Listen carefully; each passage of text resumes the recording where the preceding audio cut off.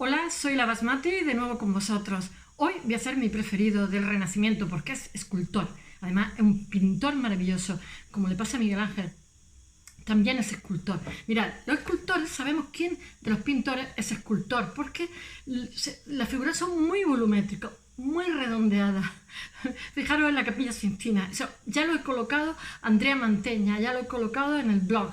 Y bueno, al principio en realidad es Andrea Mantegna y el tránsito de la Virgen María, que es un cuadro precioso, muy pequeñito, muy pequeñito. Yo no sé, hoy sería un boceto, porque como los americanos se pusieron a hacer, los norteamericanos, esos cuadros tan gigantescos, pues ahora vemos estos cuadros del Renacimiento que son así. Bueno, está en el Museo del Prado. Iba a hacer nada más que hablaros de la pieza y hablaros de su vida, pero resulta que no he podido resistirme y hablar un poquito más de algunas otras piezas, porque sus piezas las he visto en Italia, porque hice un posgrado en la...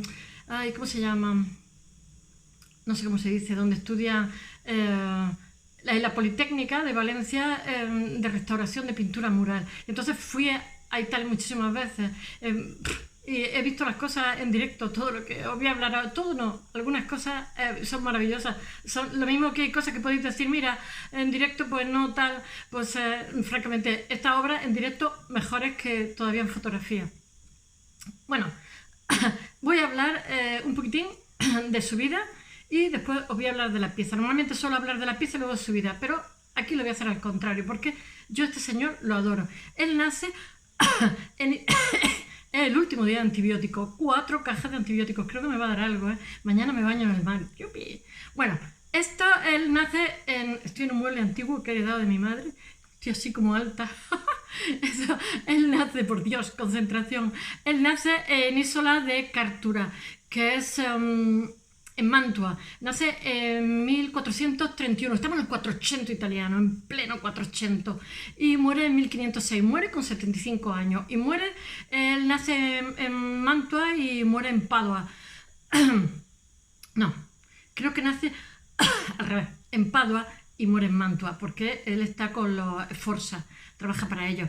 En 1506, él trabaja al final, empieza trabajando para uno, el Ludovico, después para su hijo, no me acuerdo cómo se llama, y después para su hijo se muere y deja a su hijo adolescente, Francesco, que Francesco lo adora él también. Entonces él trabaja para los tres, pero Francesco se casa con Isabela del Este, y entonces, que es una gran humanista y tiene una corte de artistas, de escritores, y él trabaja porque es maravilloso, nadie lo deja suelto.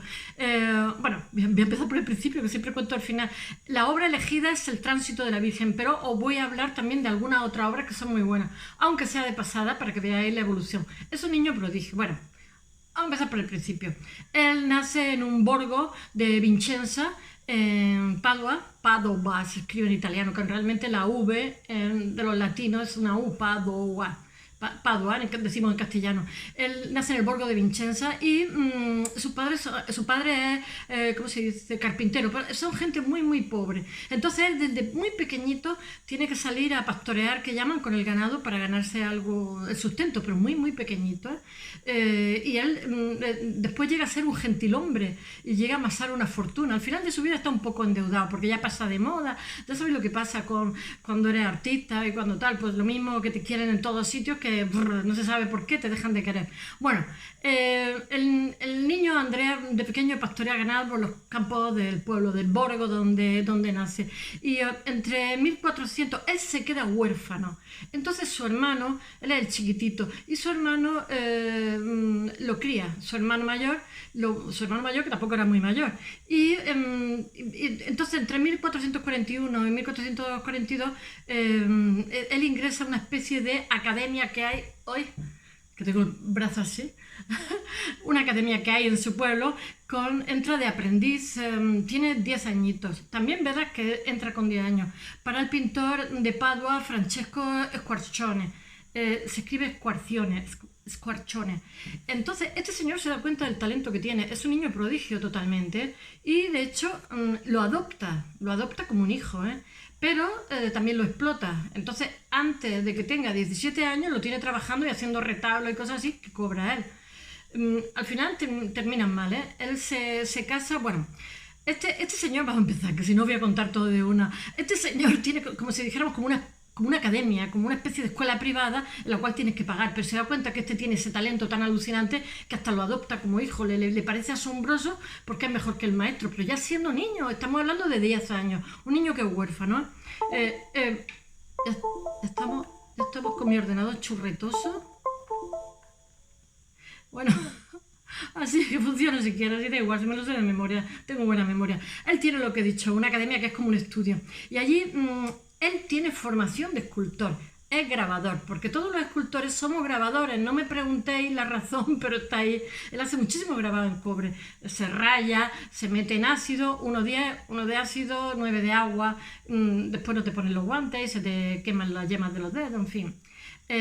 No os puedo hablar de su trayectoria como grabador porque si no necesito todo el día para hablaros de su obra en general, pero bueno, yo no sé por qué regla de tres, los escultores somos muy grabadores, no lo sé, no sé cuál es la explicación, que me lo diga alguien.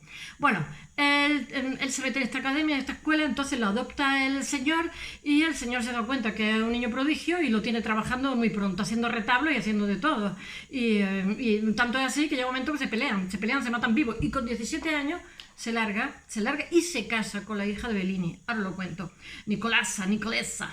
Entonces, bueno, él es como si dijéramos, él es como el símbolo del Renacimiento, porque él, mirad, hacían unas piezas, por ejemplo, un retablo, ¿no? Y entonces le ponían los fondos arcaizantes que eran como doraditos, entonces quedaban las figuras así, no, pues no, este le mete arquitectura y hay lo que se llama en el Renacimiento está la perspectiva caballera, ¿no? Entonces tiene un cuadro y tiene profundidad, bueno, pues este lo hace, este es un niño prodigio, es un monster, entonces con 13, 14 años que está haciendo un retablo, yo no sé por dónde, por allí cerca de su pueblo, que se lo dan el dinero al maestro, ya en vez de ser esa figura arcaizante, lo primero que hace para el exterior siendo niño, ya no le mete el dorado, le mete una profundidad, unos puntos de fuga, ¿cómo se dice? Una arquitectura, con lo cual está haciendo una cosita pequeña, pero hay una profundidad, la perspectiva caballera, lo que conocemos. Bueno, este maestro suyo le pone para que copie bronce, le pone también esculturas antiguas, por eso es que el Renacimiento, es que él después también, ya sabéis que en Padua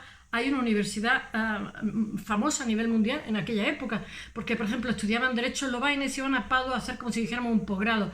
Entonces él también, como sabe sus limitaciones, porque nunca ha ido a la escuela, se forma mucho con los profesores de universidad de allí, y después os contaré porque tiene también, en aquella época a Padua va Donatello a hacer una pieza que es el Gatamelata, va también, ¿cómo se llama? Uccello, no me acuerdo de otro más. Es que aquí hay que aprendérselo todo de memoria porque el ordenador entre que soy torpe y el ordenador no funciona. Bueno, sigamos. Este profesor, como he dicho, lo toma como hijo adoptivo y bueno, y él dice que él, cuando ya se pelean, que ya ni se hablan, se matan vivos, él se casa con 17 años con Nicolasa, que es más jovencita, con la hija de los Bellini. Y los Bellini son una familia que os conté, Jacopo Bellini, el patriarca, y son venecianos, porque él, como es un niño prodigio, lo llaman de muchos sitios y entonces se asombran de las cosas que hace, porque ya he dicho que él mete esa moda nueva que es la de hacer profundidad y de hacer como las personas como más sueltas, no lo hace rígido. Eso es muy común, cuando la gente se pone a dibujar y pintar, hace como muy rígido, están como, y conforme te vas soltando, muchas veces te inventas cosas, pero lo haces como sueltillo, ¿no? Padua encarga obra, ya sé quién era, Filippo Lippi, Uccello, y entre 1943 y 1964 está allí Donatello haciendo el Gatamelata, que es famosísimo, que ya sabéis que es un señor ecuestre ahí que va, me parece que es el condottiero, que dicen los italianos, nosotros decimos condottiero, pero ellos dicen condottiero, un condottiero. Bueno, y él está allí y está mirando las cosas que hace, porque estos son ya renacentistas. Y después toda esta influencia pues la orienta Montaigne hacia el estudio de la antigüedad, pero ya ha sido su maestro de Padua, ya lo ha enfocado un poco hacia la antigüedad de los clásicos, por decirlo de alguna forma, y da la casualidad que cuando él es adolescente llega allí, como he dicho, estos artistas que están haciendo obras y él lo observa, porque Padua tampoco es tan grande, es una universidad muy buena a nivel europeo, allí va todo el mundo. Y bueno, ya sabéis, la perspectiva caballera, el Renacimiento.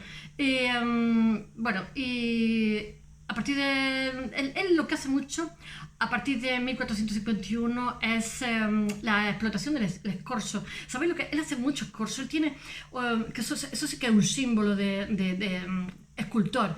El Cristo muerto está el escorzo, ¿no? El escorzo es cuando veis una figura y entonces el dedo gordo toca con la nariz, ¿no? Está puesto de tal manera, el cine sí que lo hace, el cómic también, ¿no? Escorzado.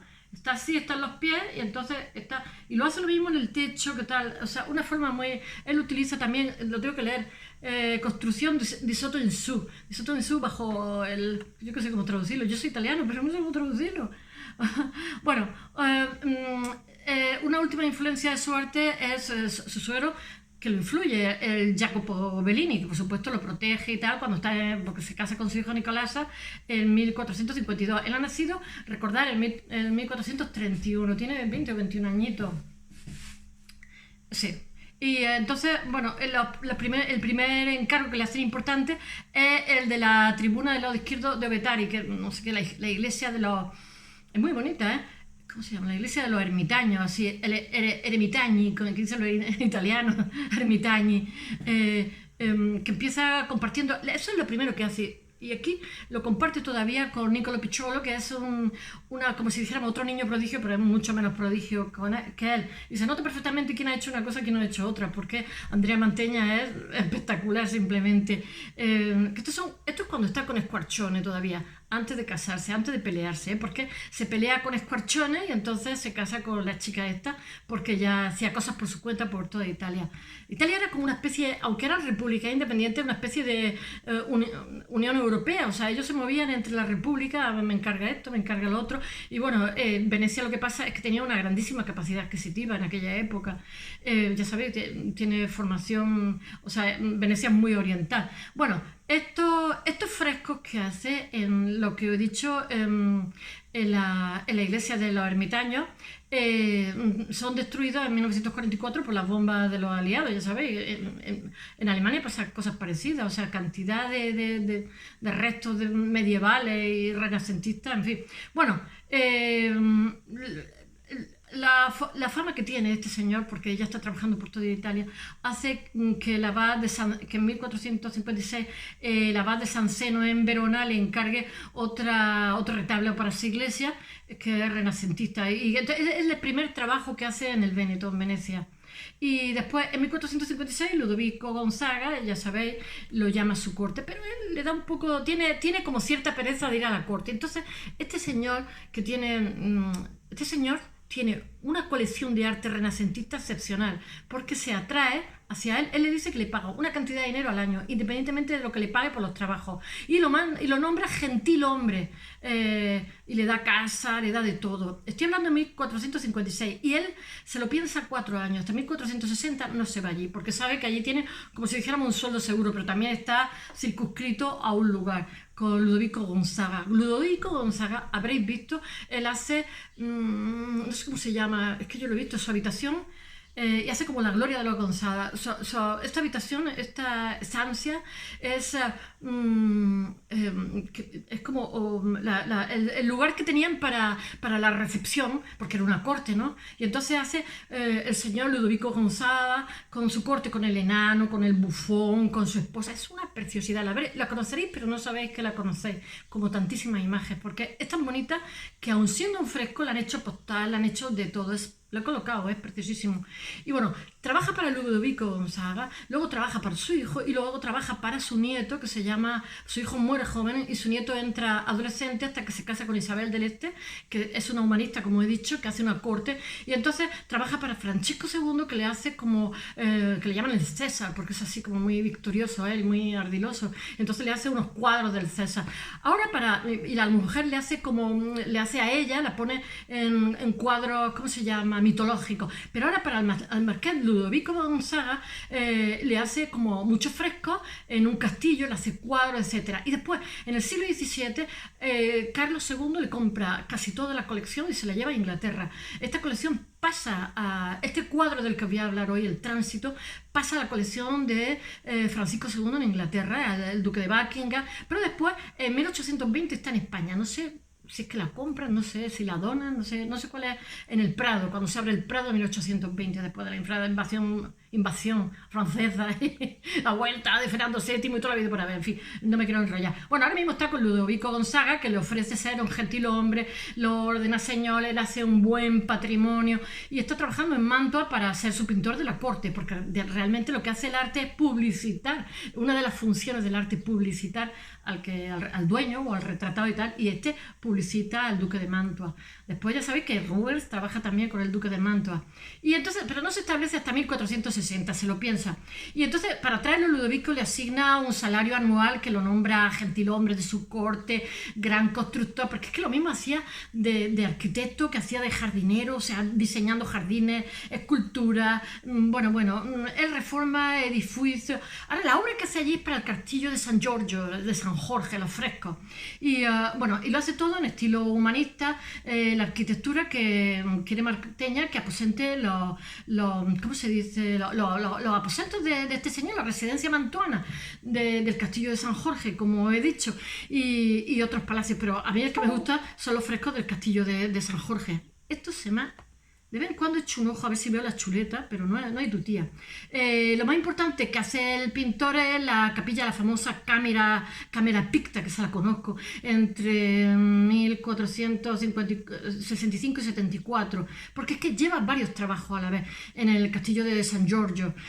Manteña empieza... Todo esto lo he puesto en el blog, todas estas imágenes. Me encantaría ponerlas aquí, pero hay unas leyes muy rígidas de derechos de autor. Entonces empieza a acumular propiedades, se hace de un grandísimo patrimonio, pues trabaja como un loco también. Y entonces trabaja también para los sucesores de Ludovico, que es del señorío de Mantua, para el señor de Mantua, el señorío de Mantua, para Federico, el que se muere pronto, y Francesco II, que es el que se casa con Isabel ¿cómo se llama? Del Este, la familia del Este. Y entonces de 1488 a 1490 trabaja para Inocencio VIII y le hace la Vergine de la Cova, que es como si fuera una cuevita que está en el Vaticano, y Cristo Muerto, algo así también. No, Cristo Muerto es de la... Y entonces hace también la capilla del Belvedere, que esa es destruida en 1780, no sé por qué, si un incendio, alguna así. Y entonces para Francesco Gonzaga, que es el que está casado con aquí hay que llevarlo todo, con Isabela del Este, le pinta, pues, creo que son 9 cuadros sobre el César, que vemos que se llaman los triunfos del César, que están en la Royal Collection, en los Hampton Court de Hertfordshire, en Inglaterra, claro. 9 grandes lienzos que probablemente eran para colocar al castillo, pero nunca se llegan a colocar. Y entonces, pero él no lo termina, él hace varios, porque él quiere como una serie, pero se muere antes. Nuestro Andrea Manteña están dedicadas para las salas de los castillos. Tiene que hacer cuadros grandes porque ya sabéis que los castillos tienen unos techos inmensos. Y después para ella tiene un estudio, Isabel del Este, que le llaman estudiolo, y entonces la esposa de Francesco, que llega a ser una obra humanista, y entonces le hace unos cuadros que son el Parnaso y otras que es Palas expulsando a los vicios, 1496-1502, ambas en el Museo del Louvre, París. Su obra es tan prestigiosa que está por todo el mundo. Es también arquitecto, diseña su propia mansión en Mantua y con un patio circular, y también hace muchísimos autorretratos, decora la capilla funeraria, donde se hace la capilla funeraria suya con una escultura. Él era escultor y también es diseñador de muchísimos grabados, como he dicho, pues todos los escultores somos grabadores. Y bueno, la Virgen, os lo voy a decir rápido, el tránsito de la Virgen. Este tránsito de la Virgen le falta un trozo, he de deciros, es muy pequeñito, es una tabla, y mide, lo tengo que mirar, 54,5 por 42. Chiquitísimo, 54 es medio metro y 42 menos de medio metro.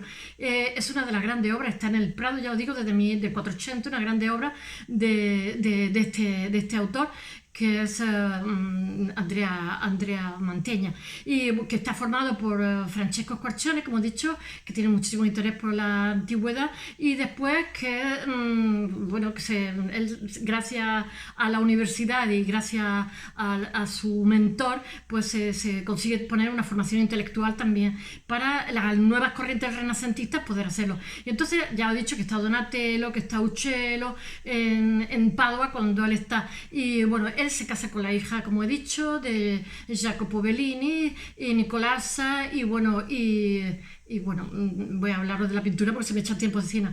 En 1450 abandona Padua para instalarse en Mantua y allí permanece al servicio de Gonzaga. Entonces, las primeras obras realizadas, Ludovico Gonzaga, está el Tránsito de la Virgen, que es una obra sublime, pese a que faltarle el tercio superior, fragmento del cual, junto al Cristo, lo tengo que leer, junto con el Cristo recibiendo a la Virgen, se conserva la Pinacoteca Nacional de Ferrara. Según los evangelios apócrifos, ya sabéis que tras anunciar a San Miguel su fin terrenal, la Virgen convoca a los apóstoles, que falta uno que está en la India, creo que es Santo Tomás, excepto Santo Tomás, que está en la India. Entonces, en el cuadro es el momento en que ella está tumbada, está falleciendo, y entonces está uno está con un misal leyendo, está cantando el aleluya. Bueno, la imagen tiene una composición perfecta, por decirlo, y hay un cuadro inmenso donde se ve, ¿cómo se dice?, un paisaje del lugar donde él vive, un paisaje precioso. Él la hace siguiendo una composición que hay de un mosaico de la iglesia de San Marcos de Venecia, y siguiendo también un dibujo que tiene de su suegro, de decirlo, pero lo hace muchísimo mejor. Este mosaico es de Andrade Castaño, y también el de origen veneciano es el dibujo. Él hace una composición muy, se estudia muchísimo esa composición porque es una obra maestra. Ya sabéis que es la perspectiva caballera, y entonces es como una escena en una sala abovedada. Lo que pasa es que le falta la parte de arriba, la bóveda, porque lo toma de un dibujo de su suegro, Jacopo Bellini, y en el centro está la composición de San Pedro, que oficia con un misal a tiempo, que le está leyendo, y uno de los apóstoles que sostiene como en su mano agua sagrada que le está echando, agua bendita que le está echando a la Virgen. Y después, con una mirada de un tercero, y después hay un cuarto apóstol que está de espalda al espectador, que está echando incienso sobre el cuerpo de la María. Los demás se alinean como en paralelo delante de la Virgen porque están esperando su fallecimiento. Todos menos San Juan, que es el primero a la izquierda, con una palma que está cantando el Exit Israel, aleluya, de Egipto, algo así. Exit Israel de Egipto, aleluya. Es como un salmo. Y recoge la leyenda ahora de Jacopo de la Voragine. El Tránsito de la Virgen es una obra maestra por su perfecta composición y resuelta mediante una habilísima composición de horizontales, que es la ventana y el lecho, y verticales, que es donde están los apóstoles, las pilastras, y el dominio de la perspectiva, individualización de la fisonomía de los apóstoles y el tratamiento del paisaje, como he dicho, y la topografía, porque casi estás viendo el fallecimiento, estás viendo un paisaje gigantesco, no estás viendo una ventanita, que es Mantua, y bueno, el puente que cruza al Borgo de San Giorgio, y bueno, donde esto pasa a la colección de los mantos, lo vende a la colección real Carlos II de Inglaterra, que a su vez que lo adquiere de los Gonzaga. Esto a su vez pasa al Prado desde 1929. That's all. Hasta mañana.